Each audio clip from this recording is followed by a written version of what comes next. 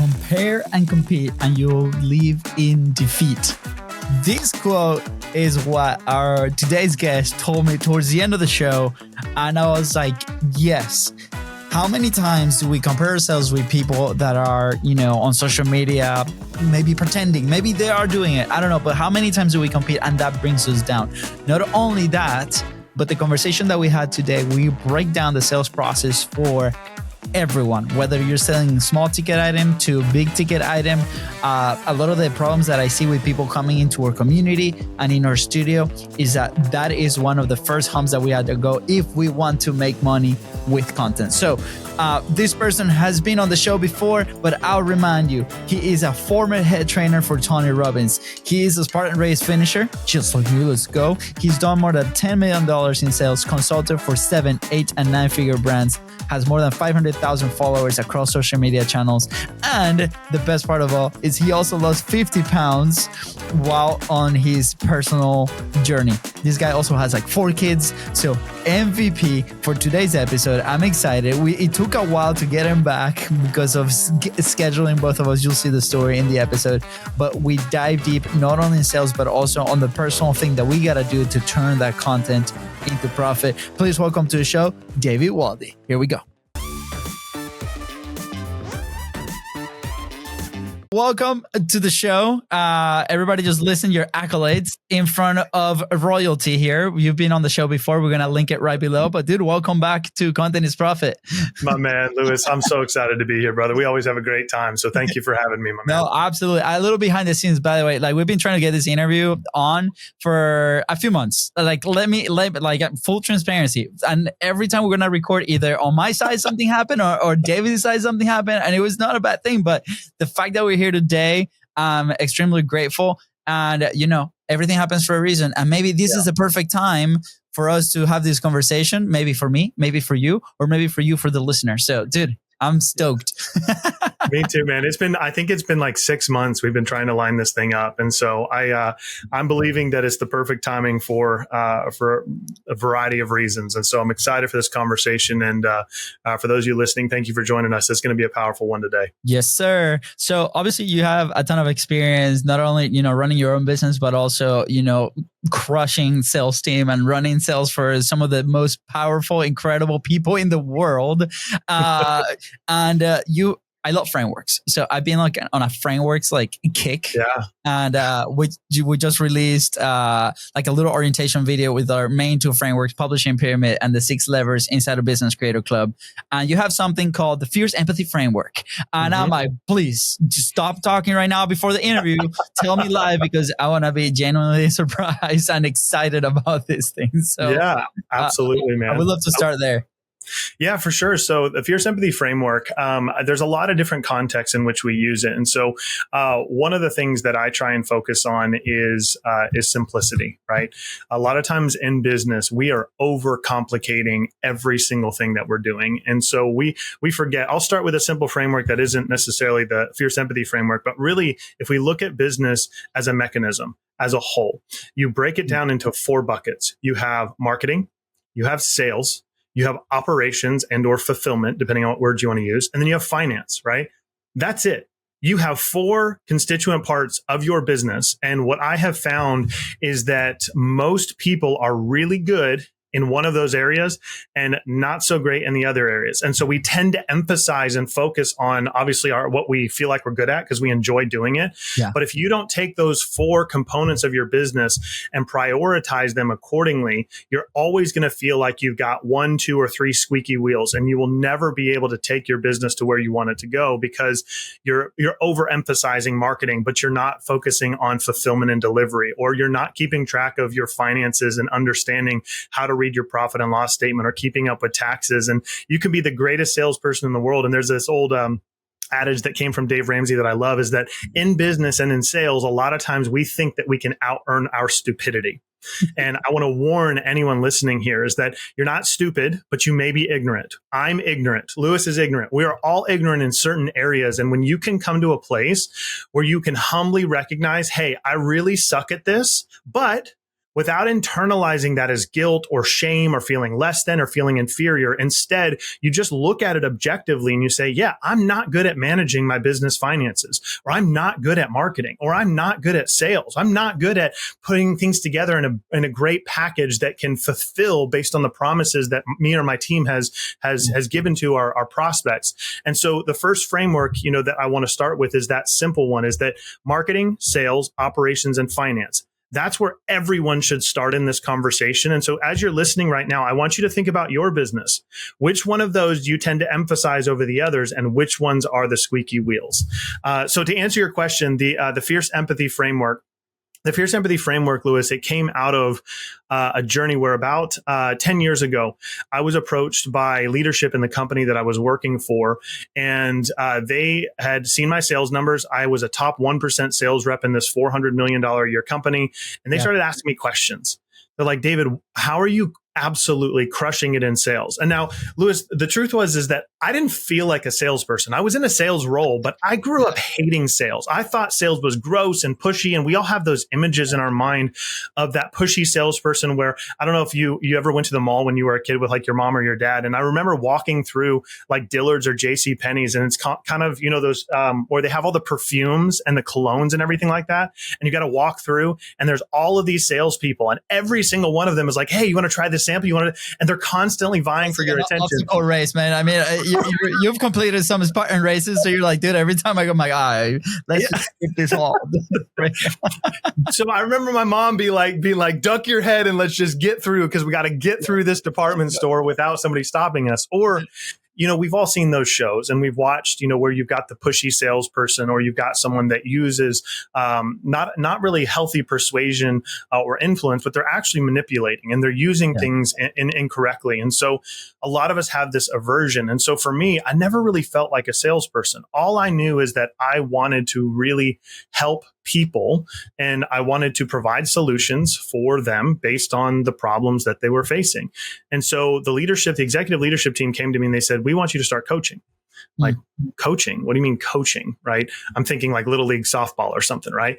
And they're like, no, we want you to actually work with and coach and train our top sales reps, because you are absolutely crushing it. And my close rate was around 66%.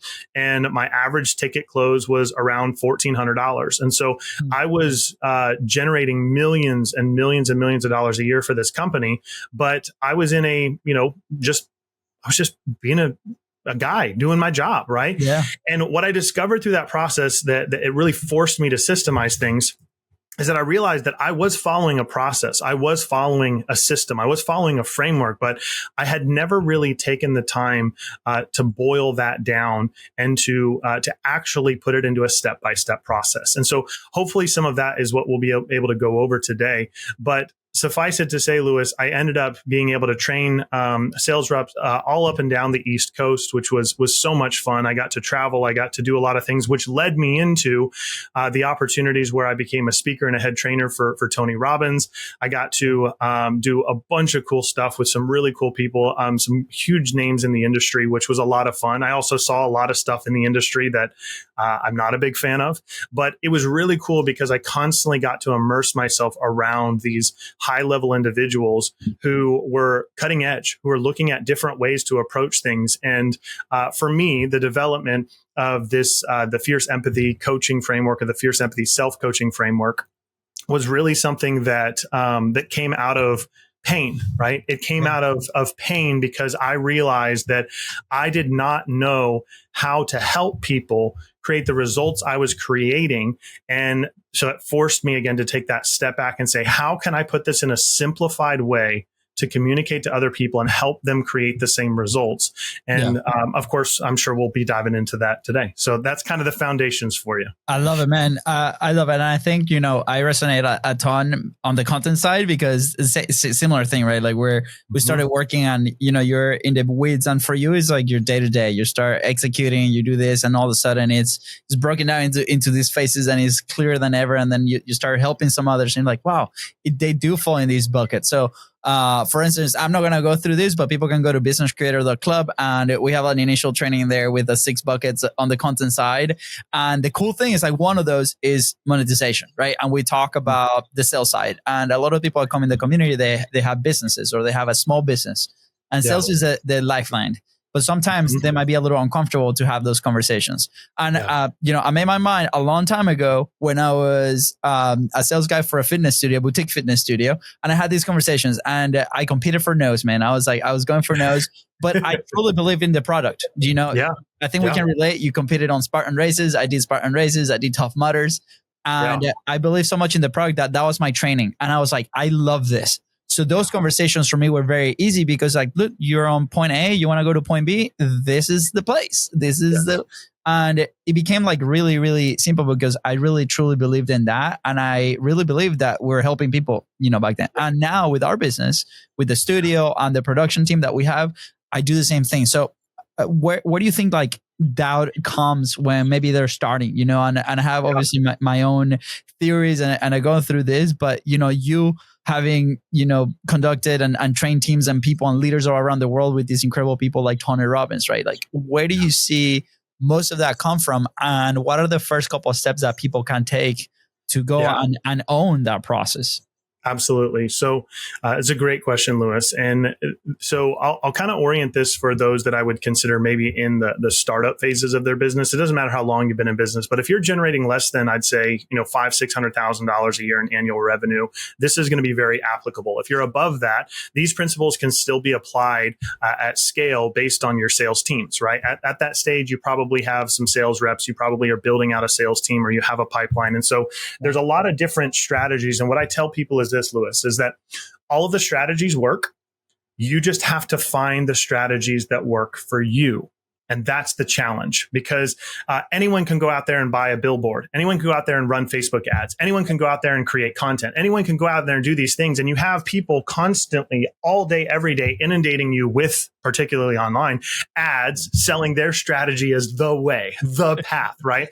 And so I'm not going to be presenting a strategy today that says like, this is the path. What I want to do is I want to use this framework and help people understand the mindset and the philosophy behind sales and then how you can position yourself to succeed, whether it's just you as a solopreneur, if you're building out your first sales team, if you're just in sales full time, maybe you work, you have this plan for your own business, but you're like, hey, I'm really good at sales, but I want to start my own business. And so I say that because entrepreneurs at every level can really, really benefit from this. And so the first thing that we have to look at is one of my nerdy indulgences is behavioral psychology and neuroscience. And so I have like studied for years how the brain works and why people make the decisions that they make.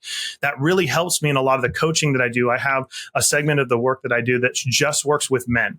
And so when I'm working with men, we're not just looking at their business. We're looking at how they're showing up as a husband, how they're showing up as a father, how are they showing up in their health. And so it's this holistic approach that requires our ability to understand why we believe what we believe. And so let me start with this statement, Lewis.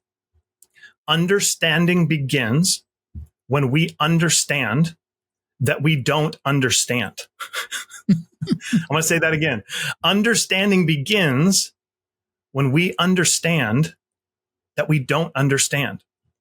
Because what I have found is that a lot of us are really, good at a lot of things, but very few of us are exceptional in any one area. And that's just the human condition. It's very rare to find someone who is truly extraordinary in one given area. Sometimes we call that genius. But the point of this is that you can become really good at just about anything with just a little bit of applied practice. And so what we have to look at is the mindset and the belief behind sales. We're going to start there. And I'll use the fierce empathy framework. So the foundations of the fierce empathy framework, that's the F. So everyone say foundations. If you're riding in the car, if you're listening, if you're taking notes, say foundations. Okay. So foundations is where you have to understand the motivating reasons for why people take action and want to change, right? You have to be aware of what is really driving them. And a great example of this, and you mentioned go for no. A great example of this is that a lot of times in sales, there's two parts here. One is that people are focusing on getting yeses, right? For everyone across the board right now, stop focusing on getting yeses. Stop focusing on closing the deal. You're getting way too emotionally attached. Chances are you're getting way too emotionally attached to when a client says yes or a customer says yes. And you celebrate and you pop the champagne and you have all the fun, right? And what happens if you are in business or you're in sales, you typically have an idea for how many deals you want to close. Say that you have a personal services business and you're like, hey, I really want to close 4 clients per month. And those 4 clients for you are worth $2,500 in monthly recurring revenue. You just did 10K to your top line, which would be amazing. So you're like, I got to close 4. I got to close 4. I got to close 4. Well, the problem with that is that if in the first week you close 4 people, guess what you're doing for the next 3 weeks of the month? You're not selling. Yeah. Because you've met your quota, because you hit your yeses. But Lewis, you know this, is that instead of saying, I have to get 4 yeses, you need to say, no, I need to get 50 no's this month. I need to get 50 people to tell me no, because then guess what happens? You close that 4 that first week, but you've only got 20 no's. That means you got 30 more no's you got to go collect out in the marketplace or on social media before your month is done. And what you'll find is that will catalyze you to the next level. But outside of detaching from sales and going for no, what you have to start doing is recognizing that if you truly care about people, if you believe in what you provide, and you are not willing to ask for the sale, you are literally doing people a disservice. Because what's going to happen is they're going to go find a solution from someone else, somewhere else, and chances are the solution that they find that they pay for, that person that they purchase from is not going to care as much as you do. They're not going to have the quality of service that you provide. And that customer is not going to have the experience that you could have provided. And so effectively, not only have you self-sabotaged yourself because you didn't present, you didn't sell, but you have basically just kind of condemned them to a lesser solution, to go find it somewhere else. And so when we understand the motivating reasons for taking action, creating change, I want to use an example here. And Lewis, we'll do this in real time for fun. Okay. I'm down. And so I want you to imagine that you work at a department store for like Ace Hardware, a hardware store. Okay. And you're a sales rep. You're a sales rep on the floor at the hardware store. This is a great example. Okay. Can we pick a soccer shot? Because I know nothing about a hardware store. It's fine. First day of the job. Let's go. I'm up for the challenge. We're going to stay with the hardware store because that's the only way I know how to share this story and it makes sense. So somebody comes in, right? And I want you to pretend like you're the senior sales rep. I'm the newbie. I'm the guy who doesn't know anything about sales. And it's my day to you're watching me and you're saying, all right, go sell stuff. Right. And so we have a customer come in and you kind of, you welcome the customer in and say, hey, this is David. He's going to be happy to help you today. And so I walk off with the customer and I'm having this conversation with the customer and the customer tells me and says, hey, I need to buy a shovel. And immediately I'm like, oh, awesome. I can show you where the shovels are. And I go over to the shovel wall and there's all sorts of shovels, right? There's flathead shovels, there's wide shovels, there's skinny shovels. And I start pointing out all the different types of shovels. And they're like, I really just don't know which one to get. And so I'm just like, well, this one is really, really good because of this. And we start selling features and benefits. It's extra shine. It's got shiny. It's got the chrome plating. It's all this, this is the $70 one. And here's the $40 one. And, here's the $10 one. And we start going into all these options. And the customer is still kind of unsure, but I'm zesty as a new sales rep. And I'm like, I got to get this sale because I want to get my $2 in commission or whatever it is. And so we come back to the counter and they set this shovel down and you're standing there and you ask the question, you say, hey, did you find everything all right? And the customer says, yeah, I think so. I think, David was helpful of telling me about the different kind of shovels. And you go to ring it up, Lewis. But before you do, you ask a question. You say, hey, before you purchase this shovel, can I ask you a question? And the customer says, yeah, absolutely. And the customer looks at you and you say, before I sell you this shovel, can I ask you, what kind of hole are you trying to dig? And the customer says, oh, I'm actually trying to dig a hole because I'm building an in-ground pool. And your eyes go wide and my eyes go wide. And the customer's like, I got to go dig a hole. I want to put a pool in my backyard. Right. And all of a sudden I realized oh my gosh, I'm selling this customer something that is going to take them, 4 months to hand dig out.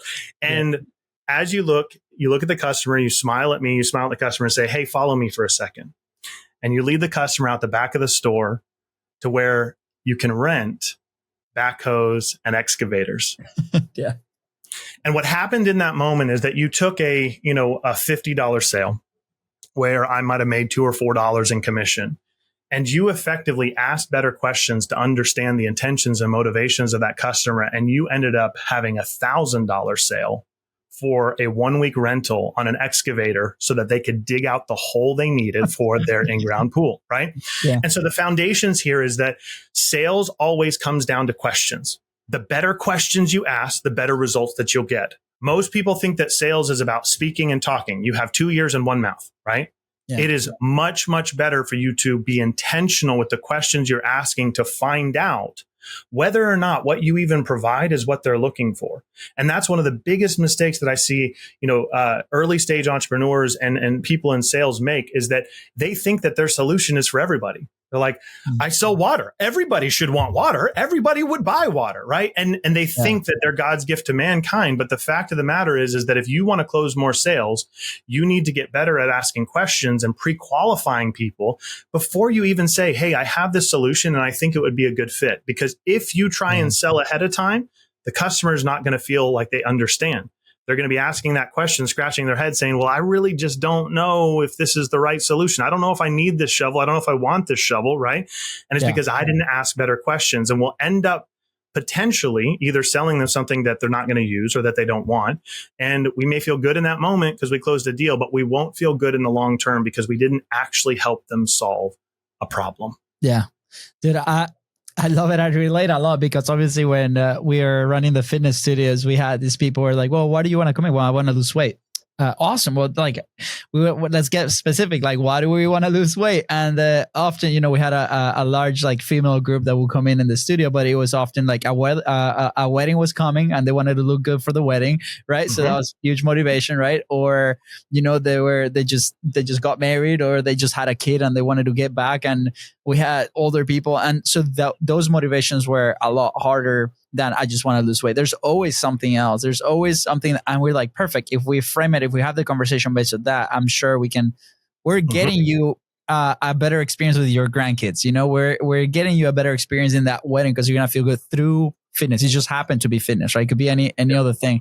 But I love the hardware store situation, but it's very similar. Like, in our studio, people come here and obviously we have, a ton of shovels in the content world, right? Like we could do clips, we could do the, sit down podcast, we could do a office online podcast, we could do a multicam thing. There's many, many options, and people often don't know. They might not be educated, right? There's always an education gap. Yes. So that either happens in that conversation, but I think also for the people that are listening and they're out there putting the content out there and adding value to them, I think the sale starts at the beginning of that journey, right? Because people are going to get to know you. People are going to see your brand. People, like, you are that first impression if you're the face of the company, right? And everything has to align, right? Are we adding value? Are we educating people? You might be a little bit more technical if you want more technical people. I think your content also works as a filter for the people that you want connecting with you. And I think when we first started creating content, that was a huge friction point for us that didn't allow us to create a ton.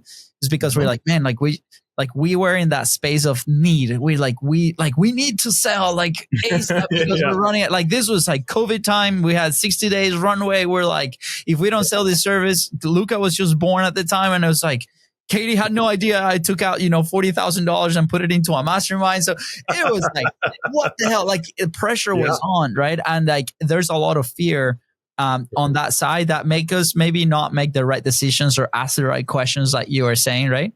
And then after that, the decision was like, look, it got to a point where it was like, we call it the screw up moment. It was like, screw this. We're just going to be ourselves to remove the friction. And guess what? We started attracting more people that, loved us and the relationships started forming very genuine, and we were convinced that we could help people, right? So here's what if there's some moments where people might be in a tough situation. You have your name, your 4 buckets, right? Marketing, sales, ops, and finance, right? they might not be as educated on the finance world because they have been like so into the marketing, into the tactics, into this, the excitement of content, right?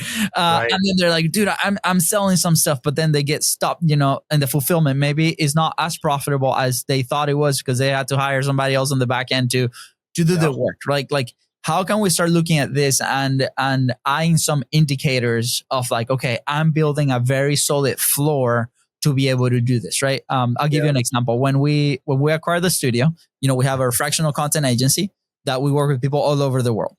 An opportunity came up because of, we were in a tight spot in that side because we weren't selling. We're like just busy on the fulfillment side, building the production team, and the cycle was broken. So we decided, hey, let's go for no's. And we started reaching out to every single person that we asked. And one of those no's was this guy that owned the studio.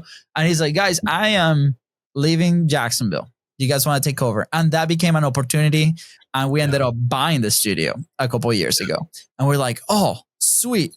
And then we go, opportunity came because we're chasing the nose, but now we're trying to integrate this thing all together, like podcast services with like the agency side. And it's like all these puzzle pieces all over. And like, okay, where do we put this service? Like, how do we sell it for? Like, what's the profit margin on this? Like, how do everything plays in the big picture? This is a very complex map that we're trying to put together. And I think after 2 years, we finally got to a point where like I decently can say that. But not a lot of people have 2 years, right? A lot of people are like, man, like, how do I build this solid foundation that I can build upon? What are those indicators that they should be looking to be like, okay, what is the profit margin I should be aiming at? How many sales, calls should I have? Obviously, it probably depends. But like, what are some things that we can start looking and measuring against? Yeah. So it's actually perfect transition into the next two parts of the Fierce Empathy framework. So for anyone that's caught on so far, Fierce is actually an acronym. So F is foundations, I is intentions, and then E is expectations. So let's talk about intentions and expectations as the next part of this framework. Is that if you're not crystal clear on what your goals are and what you're aiming at, then I had a mentor of mine tell me one time, he said, if you aim at nothing, you'll hit it every single time. Right. And a lot of times people are aiming at things that aren't actual goals. They're just wishes. And so you talk to the average person, and they say, what do you want? Well, I want $1 million. Okay. Well, why? Right? They can't really answer it. They think that it's going to solve all their problems, or they say they want more sex, or they want to get married, or they want to whatever it is, right? There's a lot of things that most people say, but you talk to the average business owner and what's their default response? It's like, well, I'd like to make more money. Okay.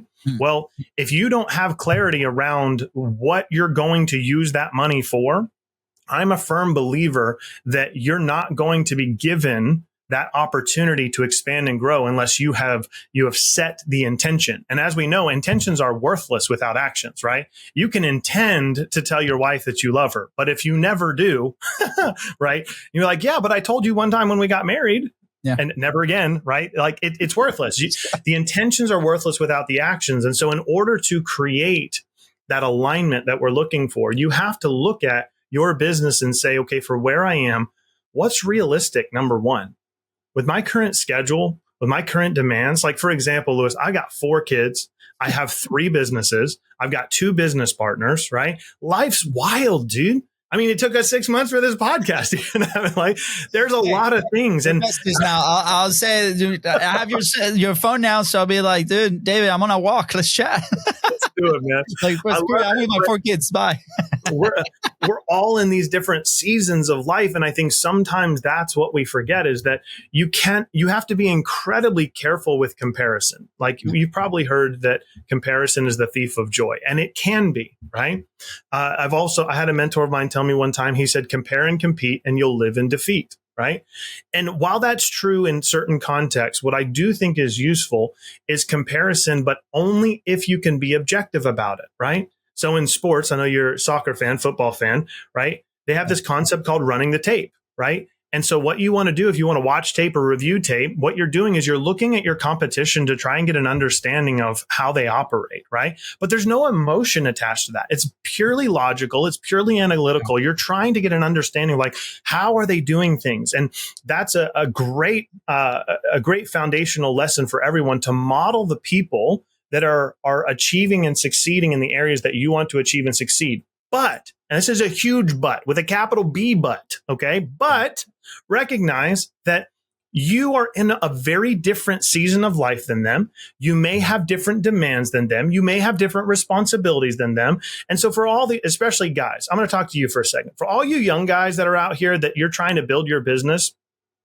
and you also at the same time, like you want to get married and you want to have a family and you want these things, stop looking at the 40-year-old solo guy with the ripped 6-pack abs and using him as your model for success, because he doesn't have a wife, he doesn't have kids, and his entire life and world is his career. Not that I'm not saying that's necessarily a bad thing. That's his choice. That's his lifestyle. But if you want to be able to have a family, understand that there's opportunity cost there, right? And my values personally in this season of life, Lewis, is that I want to prioritize more than anything time with my kids, especially while they're young. Yeah. And so even though I have multiple businesses and I have a lot of activities going on and there's a lot of demand for my time and my attention, that is one of my non-negotiable values, because I know that I'm not going to get that time back. And there's going to be a point in time where they grow up and they move on. And guess what? Lord willing, I'll have another 20, 30, 40, 50 years to build business, which is great, right? And I'll do that. But the point of all of this is saying, what are your goals?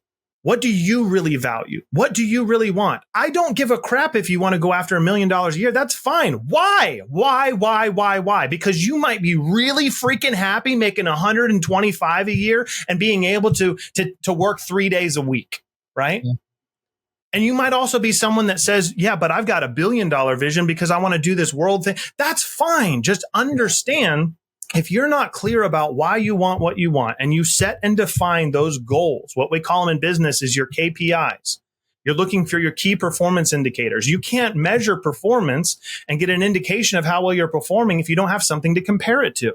And so talk to your mentors, talk to your coaches, talk to Lewis, talk to me, have those conversations, say, what do I need to be aiming at based on my values? And that's an extraction process, because you have to be really intentional with defining what it is that you can realistically do on a day-to-day basis. I'm sure you'd love to go out and create 100 pieces of content a week. But if you're broke and you don't have a team, that's going to be really, really, really hard. And that means, yay, you're emphasizing marketing, but you don't have any time for sales calls. You don't have any time to build out your operations. You don't have any time to worry about, like, take care of your finances. And so you have to, every individual needs to have awareness, self-awareness for the season that they're in. And so that's about intentions. And that leads us into expectations, is that you have to be very, very clear about what you can reasonably expect from yourself, right? Yeah. Because a lot of times, go ahead, Lewis. Sorry. No. Finish. You can finish the thought.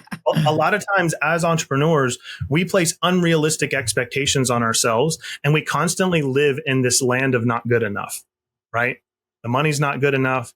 My team's not good enough. I'm not good enough. Our systems aren't good enough. My finances aren't good enough. And we live in this perpetual cycle of beating the crap out of ourselves because we just don't feel like we measure up. And so what you have to do is you have to create boundaries, and you have to create transparency around what you expect from yourself and from others. This means you've got to learn how to say no yourself. You've got to learn how to let people know on a call. Like if you have somebody call or scheduled for a meeting, or you've got a sales call, or you're meeting with a potential client, you need to be very intentional to operate with boundaries. Don't just sit down and say, okay, well, we've got until kingdom come. When people call me now, Lewis, I have made this a habit. When someone calls me, I give them a defined specific timeline for how long I have to take that call. I try and answer my phone anytime that it rings, right? Yeah. But if it is like right now, let's just imagine we're not on this podcast. If someone calls me at 12:41, there's like 2 or 3 things that go through my mind. Number one is, what do I have at 1 o'clock? Because usually I have things on 30 and 1 minute or 1 hour intervals. And I'm going to immediately think, okay, what do I have coming up at 1 o'clock? Then I'm going to think, do I have 18 minutes to talk to this person? Yes or no? Right? Yeah. And if I don't, what I'll do is I would answer. It's 12:42 p.m. right now where I'm at. I would answer the phone and say, hey, John, I got 3 minutes. What's up? Yeah. I'm setting the frame and a boundary and expectations for myself and for others, because if I don't, I can't live with intentionality. Yeah. I can't honor my calendar. And a lot of people are waking up, especially every single day in small business land, and they look at their calendar like, I don't really know what I'm supposed to be doing today. If you don't know what you're supposed to be doing, that means you need to go back to those foundations and those goals and those intentions and say, okay, what is it that I want to achieve in the business?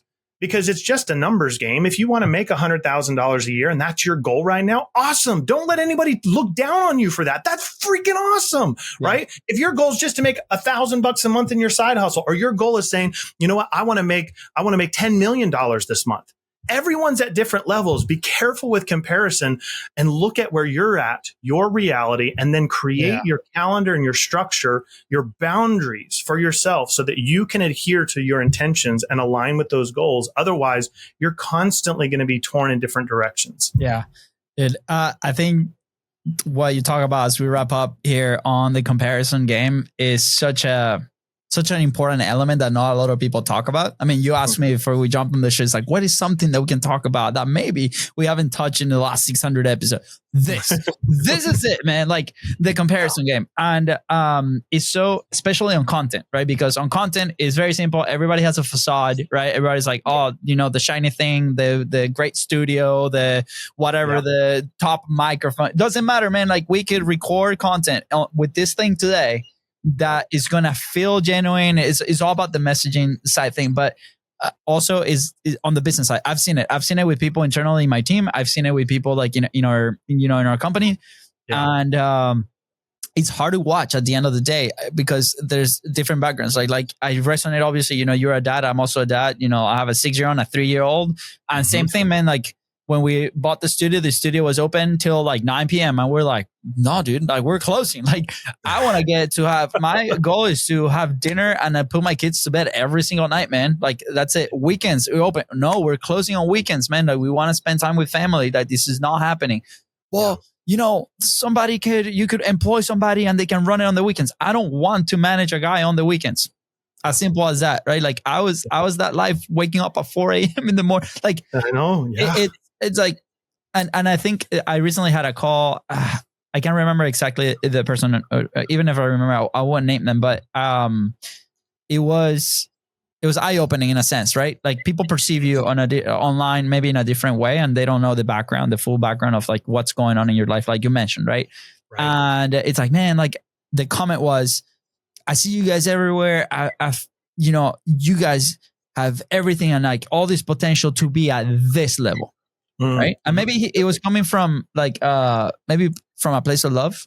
Right. But the perception was, I think like today for me, I stepped out of that comment and I was like, coming from a good place, intentions maybe, but it could be reframed as like, man, like we're late. Like, what are you doing with your life that you're not at this level? Right. Like, and it's like, it might make some people think that like, crap, like we're not enough. We're not moving fast enough. We're like not doing this enough. It's like overwhelming. Like we have to do all these things. I'm like, is that serving your life? Like, are you going to be working extra? Are you going to, like you said, creating all these pieces of content with like no direction, like no intention? Are you going to enjoy the process? I'm at this point in my life where like, if I don't enjoy doing it, it's like, it's not going to happen, man. It's going to be delegated if it's like crucial to it, or we're just going to move away from that. Yeah.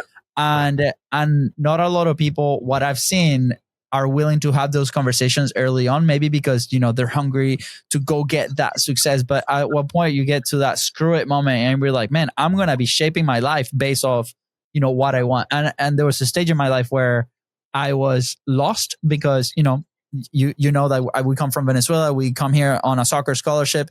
Like to me, my goal back home was to come to the United States, live in a place like the one I'm living right now, with my family, my kids, access to like incredible facilities and like in this like very nice neighborhood, own my own business. And I got it, I got there. And for the longest time, I felt very lost because where's my new North Star? Yeah. And it was crazy because it was affecting me emotionally. It was affecting my business. And it was like, I had to sit down and really think, okay, what is my next stage? Because I am very happy. Don't get me wrong. And I thought I was like, okay, this is it. This is where I'm going to stay.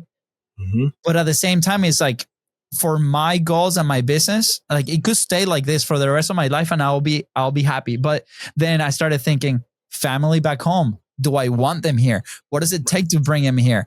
Opportunities for my kids, like a legacy, like what is all these things? And that reignited the fire so bad that now we're reframing the business and we're like, how can we move it to the next level, man? And I'm so excited. So thank you for that, man. And it's not about, the example with the 40-year-old with the ripped six pack and whatever and supercars all over the place. I'm like, bro, when I get home, I just want to play, Uno with my two kids, man. I heard recently I heard, there's a very popular, I'm not going to name drop. I don't ever believe in publicly, attacking people. I think we can attack ideas, and I think that it's good. But this individual, just a very high level, call them a power couple, if you will. And one of them said, it's like, I have 15 minutes for my kids every single day, and that's their kid time. And they said it in such a way that they thought it was admirable. They're like, I got 15 minutes of dedicated time with my kids, but everything else is business growth. And it's hard for someone like me because I look at that and my instinct is I want to judge that. I want to be like, yeah, that's a horrible philosophy. You're destroying your kids. Like, you're teaching them and modeling for them something that, is going to haunt you and haunt them. But what I did is I took this step back and I just realized is that, that they have different values. And that is so critically important that many of us don't stop and ask when we're looking and comparing, does this person have similar values that I have, right? And that's one of the things, like even in working with Tony Robbins and his team, is that I realized through that process, like, I have different values than Tony Robbins, who's like the godfather of personal development and business growth, right? I don't share those values. Like Lewis, there was a season over the past several years, especially during COVID, like I flew and traveled like crazy while everyone was like buckled down, me like, oh, you can't fly and travel. Dude, I traveled more during COVID than anybody. It was crazy. Hated the mask, like the whole 9 yards. But like I was on an airplane like multiple times, like every month, just going. And I came to a point where I realized I was like, okay, one of my values is being at home with my family.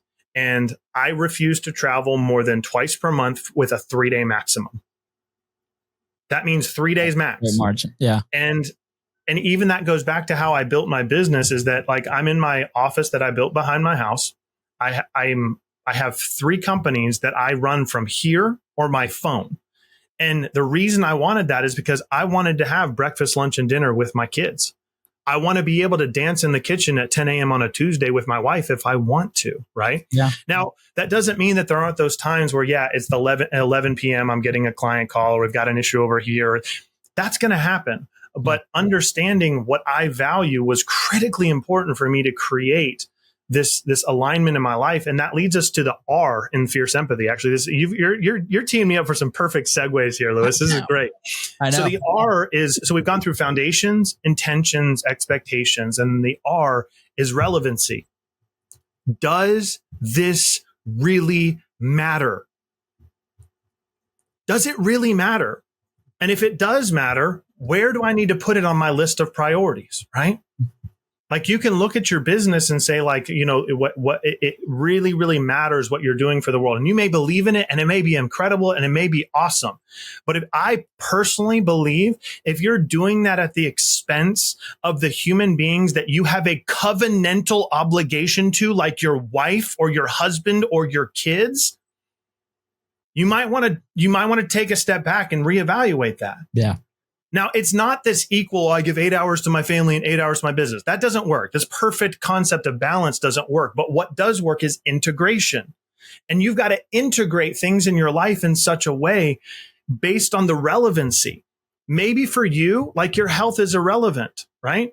I wouldn't recommend that. But for some people, they're like, yeah, I don't really care. Like, what my, and there's a lot of people that argue, especially now I see this in the fitness influencers, are like, health and fitness is the key to success. And I'm like, okay, go talk to Jack Black about that. He seems to be doing just fine. And, he's right.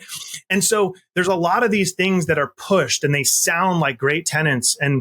But really, it's not about like trying to figure out the perfect formula, because there's no perfect formula. What you experience, Lewis, and what I experienced is that when you can just be yourself and you are anchored into your values, you know what you believe and why you believe it, and you position your service or your product in the marketplace to truly add value. And then you are taking all of that and saying, okay, how can I take ownership of my life? How can I define these goals in a way that helps me create a beautiful life, not just try and get to the very end? And I heard this story recently. This was a 95-year-old woman. She was being interviewed, and I don't remember if it was like CNN or something like that. But the question came up was like, what's the greatest regret of your life? Mm. And this lady sat back and she thought for a minute. And she said, my greatest regret is that I wend my life away. And when I first heard that, Lewis, it probably, like everyone listening, is like, what do you mean you wend your life away? Right. Mm.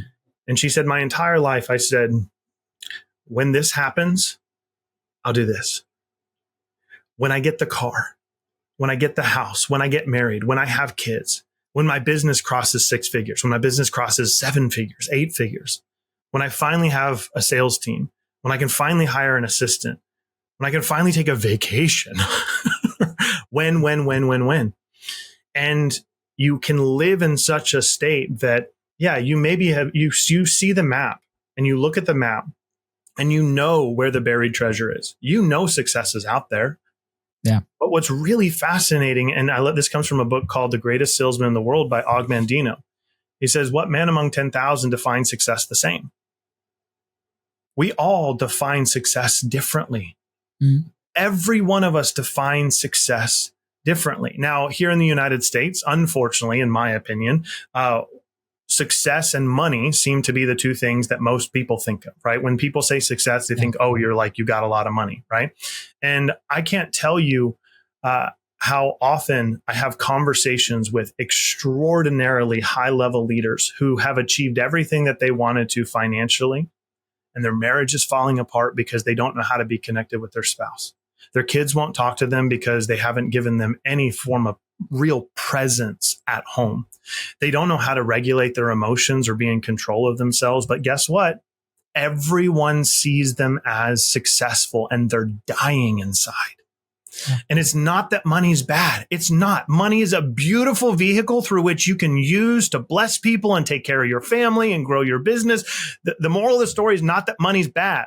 I want you to go make a crap ton of money. That's part of this conversation. Yeah. But I don't want you to lose your soul in the process.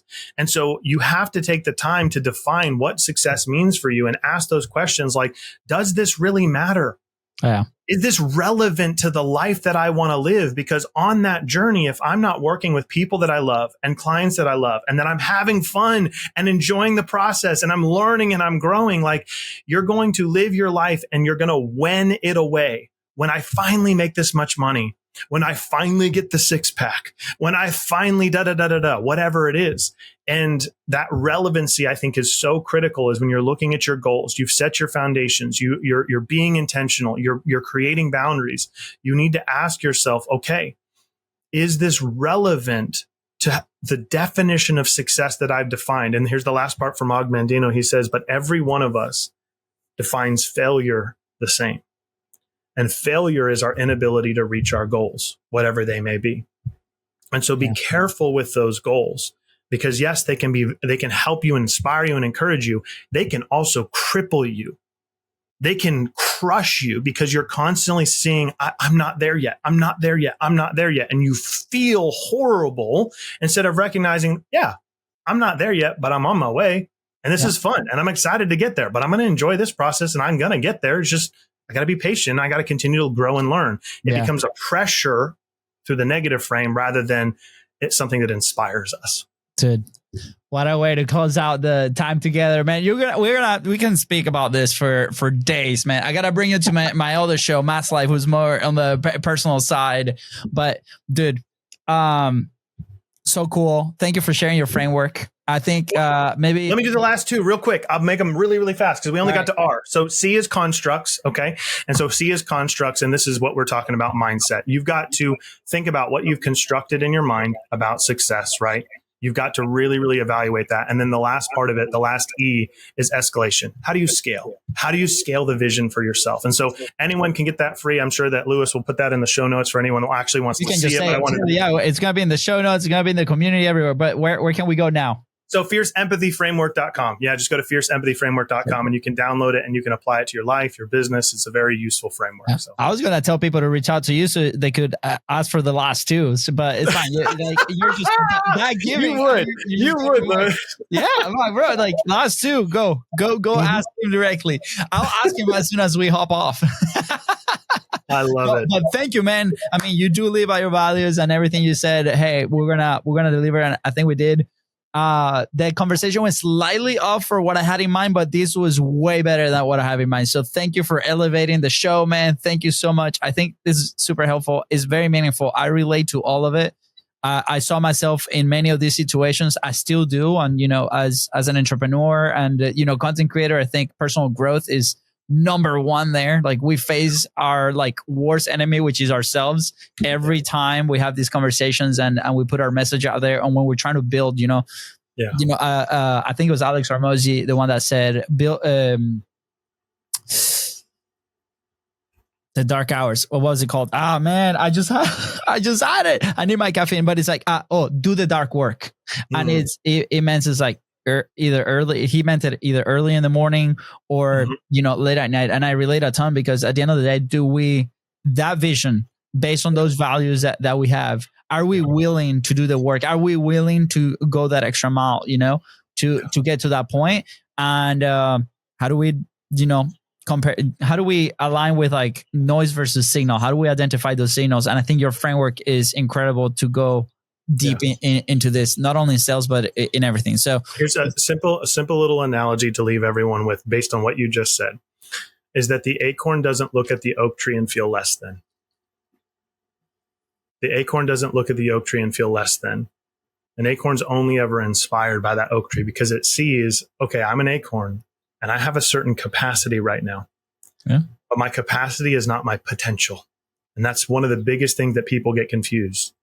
You can have all the potential in the world, but you have to have awareness for what your current capacity is. Because if you constantly try and water and nurture that acorn too much because you want it really desperately to grow into the oak tree, you'll kill it. You'll kill it.